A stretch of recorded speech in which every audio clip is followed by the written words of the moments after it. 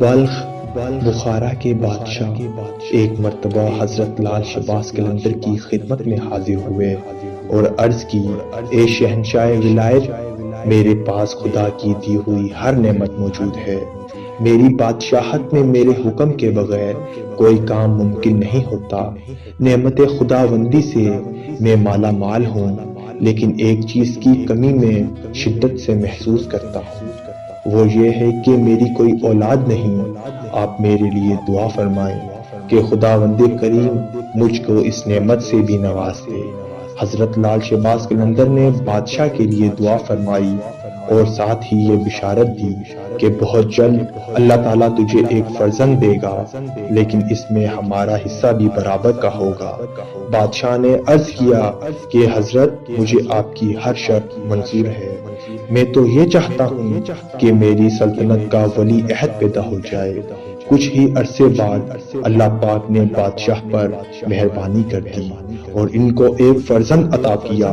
بادشاہ نے بیٹے کی پیدائش کی خوشی میں شاہی جواہرات حضرت لال شہباز قلندر کی خدمت میں پہنچائے، مگر آپ نے تمام چیزوں کو رد کرتے ہوئے فرمایا، ہمیں دنیا کی دولت سے کیا سروکار، ہم درویش لوگ ہیں، ان جھگڑوں سے تو ہمارا دور کا بھی واسطہ نہیں ہے، ہمارا تو تمہارے بیٹے میں حصہ ہے، ہم اس میں سے حصہ لیں گے۔ یہ کہہ کر آپ نے حکم دیا کہ بچے کو ہمارے سامنے لایا جائے۔ بادشاہ نے فوراً آپ کی حکم کی تعمیل کی۔ آپ نے بچے کو اٹھایا اور اپنی رضائی میں چھپا کر بادشاہ سے کہا کہ اب تم جو مرضی کر لو، اس میں آدھا حصہ میرا ہے۔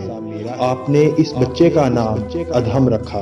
یہ لڑکا ہی بڑا ہو کر سلطان ادہم کے نام سے مشہور ہوا، لیکن کچھ عرصے حکومت کرنے کے بعد اس نے دنیا کو ترک کر دیا اور باقی آدھی عمر فقیری میں گزار دی۔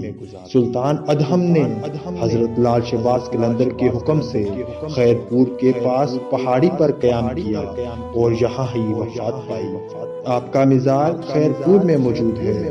سلطان ادہم میں سے حضرت لال شہباز قلندر نے ان کی درویشی کی شکل میں آدھا